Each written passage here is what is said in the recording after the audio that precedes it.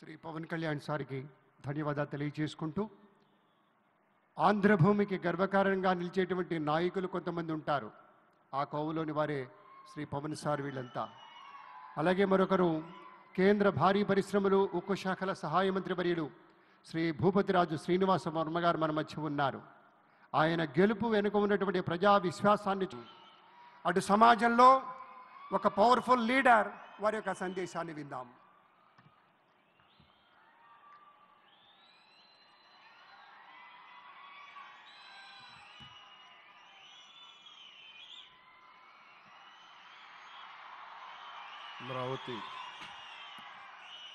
అమరావతి పునఃప్రారంభం సందర్భంగా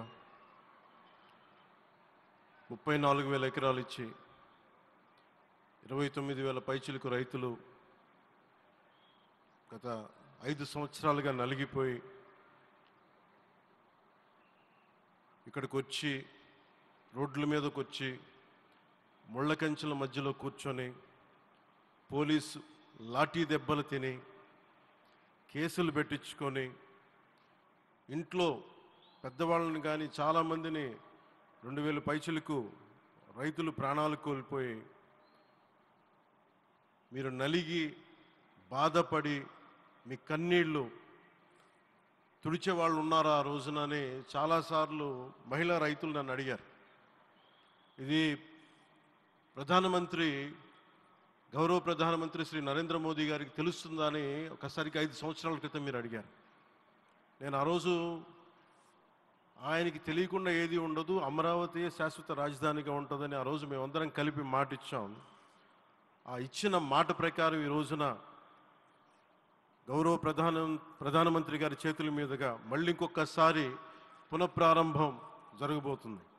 ఇది ఆది శంకరాచార్య 1237వ జయంతి సందర్భంగా తిరిగి అమరావతి పునఃప్రారంభం కావటం చాలా ఆనందాన్ని కలగజేస్తుంది.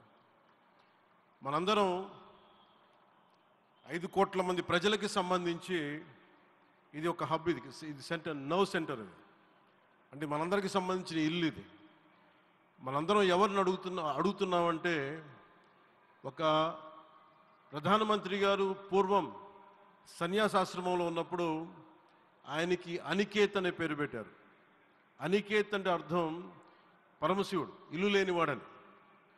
అలాంటి ఇల్లు లేనివాడు, కుటుంబం లేనివాడు 5 కోట్ల మంది కుటుంబాలకు, 5 కోట్ల మంది ప్రజల కోసం, ఎన్ని కోట్ల కుటుంబాల కోసం మనందరికీ రాజధానిలో ఒక నగరం నిర్మించడానికి, ఇల్లు నిర్మించుకోవడానికి ఇల్లు లేకుండా 140 కోట్ల మంది ప్రజల బాధ్యత తీసుకొని కశ్మీర్ నుంచి కన్యాకుమారి వరకు, అక్కడ కామాఖ్య నుంచి ద్వారకా వరకు ప్రపంచమే, మన దేశమే తన కుటుంబంగా చేసుకుంటూ ఈ భారతదేశమే తన ఇల్లుగా చేసుకొని తిరిగి పునఃప్రారంభానికి విచ్చేసిన గౌరవ ప్రధానమంత్రి శ్రీ నరేంద్ర మోదీ గారికి మనస్ఫూర్తిగా మన అందరి తరపున, ఆంధ్రప్రదేశ్ ప్రజలందరి తరపున, అమరావతి రైతాంగం తరపున, ఆడపడుచుల తరపున వారికి చేతులెత్తి హృదయపూర్వక నమస్కారాలు తెలియజేస్తున్నాను.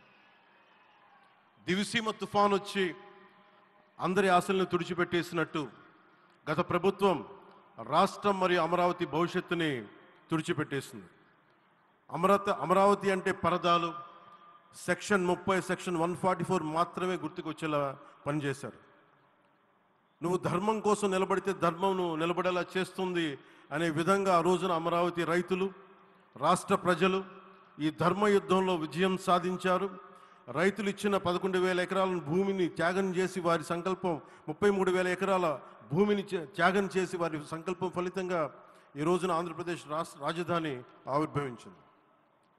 అమరావతి రాజధాని పనులు పునఃప్రారంభమవుతున్న ఈ శుభ సందర్భంలో ముందుగా రాజధాని నిర్మాణం కోసం స్వచ్ఛందంగా ముందుకొచ్చి తమ భూముల్ని, పొలాల్ని ప్రభుత్వానికి ఇచ్చిన అమరావతి ప్రాంత రైతులకు, మీ త్యాగానికి, గత 5 ఏళ్లుగా మీరు చేసిన పోరాటానికి శిరస్సు వంచి మీకు ధన్యవాదాలు తెలియజేస్తున్నాను.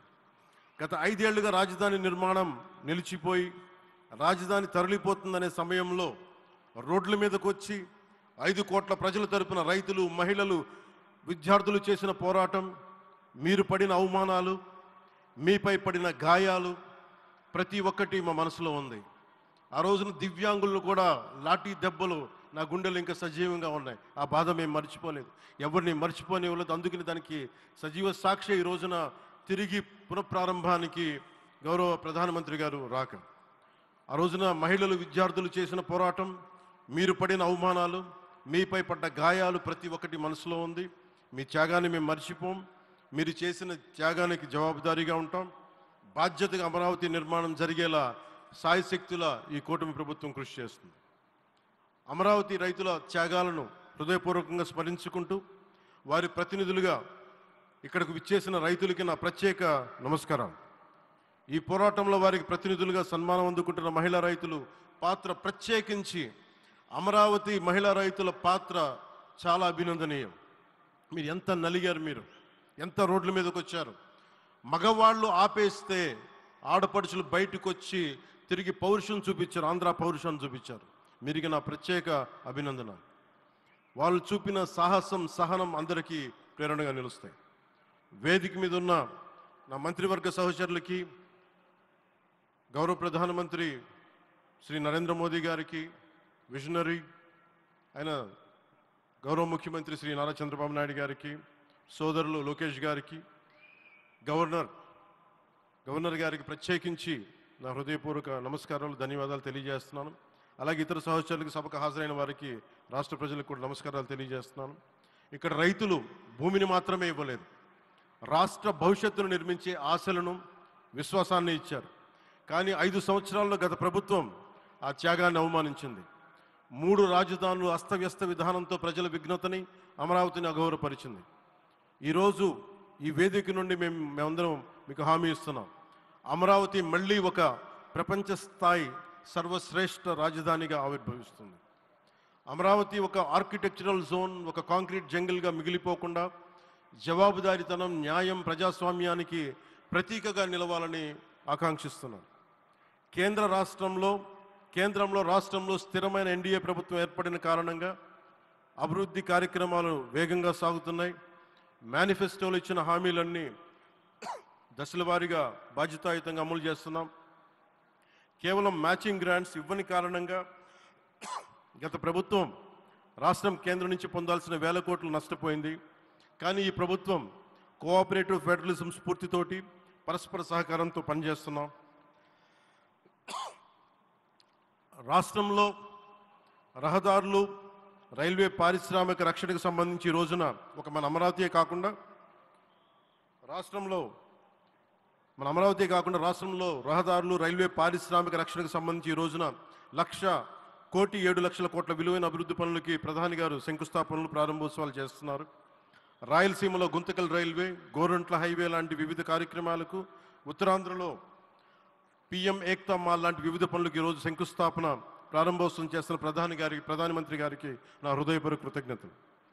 నేను అవనిగడ్డ ఎన్నికల ప్రచారంలో హామీ ఇచ్చిన దానికి అనుగుణంగా మనందరి ఆశలు మనకి ఆశించిన విధంగా నాగాయలంకలో మిస్సైల్ టెస్ట్ రేంజ్కి ప్రధానమంత్రి గారు ఈ రోజున శంకుస్థాపన జరగడం నాకు చాలా సంతోషంగా ఉంది. Now with Honorable Prime Minister Sri Modi ji and Honorable CM Sri Chandrababu Naidu garu, and together again Amravati will surely become a world-class capital, a 360-degree growth engine for all of Andhra Pradesh. Our youth will no longer have to leave for Bangalore, Chennai or Hyderabad. Soon Andhra Pradesh will create jobs for our people and attract talent from across the nation and the world. దీనికి అమరావతికి ప్రత్యేకించి ఒక వ్యక్తిని మనం స్మరించుకోవాలి. రాళ్లల్లో, రప్పల్లో ఒక మహానగరాన్ని చూసిన వ్యక్తి, ఒక 20 సంవత్సరాలు ముందుకెళ్ళి చూసిన వ్యక్తి. అలాంటి నాయకులు మనందరం కోరుకున్నట్టుగా ఆయన వెనంటే ఆయన ఉండాలి, ముఖ్యమంత్రిగా ఉండాలి అని మేము ఆశించిన విధంగా ఆయన ముఖ్యమంత్రి అయ్యారు. ఆయన సైబరాబాద్ అనే సిటీని ఎలా నిర్మించారో, ఎంత అద్భుతంగా రూపకల్పన చేశారో, అమరావతి అనే ఈ క్యాపిటల్ని కూడా ఆయన అపారమైన అనుభవంతో, ఆయన దక్షతతోటి ఆయన గవర్నెన్స్ కేపబిలిటీ తోటి, అడ్మినిస్ట్రేటివ్ కెపాసిటీ తోటి ఇది అద్భుతమైన మహానగరంగా తీర్చిదిద్దుతుంది.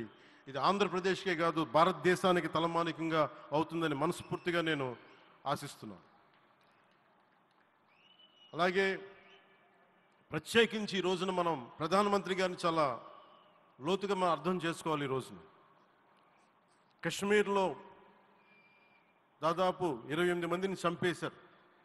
అలాంటి క్లిష్ట సమయంలో రాష్ట్రం, దేశం మొత్తం యుద్ధం వైపు వెళ్తున్న సమయంలో, అలాంటి కీలక సమయంలో ప్రధానమంత్రి గారు ఇక్కడికి వచ్చి లోపలంతా బరువు, గుండెల్లో బరువు పెట్టుకొని వేదన ఉండి కూడా అమరావతి రైతులు చేసిన త్యాగాలను మర్చిపోకూడదని చెప్పి ఇంత ఇబ్బందుల్లో కూడా ఆయనకు వచ్చినందుకు మనస్ఫూర్తిగా ఒక్కసారి మనందరం ప్రధానమంత్రి గారికి గౌరవ సూచకంగా మనందరం కృతజ్ఞతలు తెలియజేయాలి. The Pahalgam terrorist attack has been one of the darkest days for the entire country. Even the blood was spilled in Kashmir. The blood spilled in Kashmir, it created tremors in the entire nation. And we had seen it personally, witnessed personally, the pain of the victims. For the Honorable PM Modi ji, he is leading the country through these tough times, and he assured all the citizens with stern action against the perpetrators of terrorism. I know this is very sensitive time, and Modi ji is carrying the nation's burden. Amidst this tremendous difficult movement, Modi ji still gave time and came today to Amravati.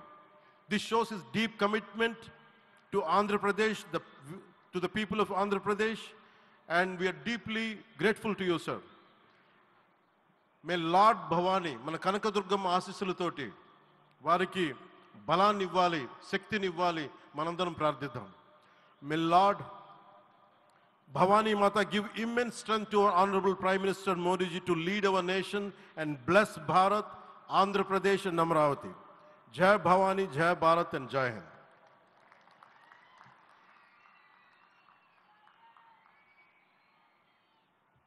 Shri Pawan Kalyan సార్కి ధన్యవాదాలు తెలియజేసుకుంటూ, ఆంధ్రభూమికి గర్వకారణంగా నిలిచేటువంటి నాయకులు కొంతమంది ఉంటారు. ఆ కోవలోని వారే Shri Pawan sir వీళ్ళంతా. అలాగే మరొకరు కేంద్ర భారీ పరిశ్రమలు, ఉక్కు శాఖల సహాయ మంత్రి వర్యులు శ్రీ భూపతిరాజు శ్రీ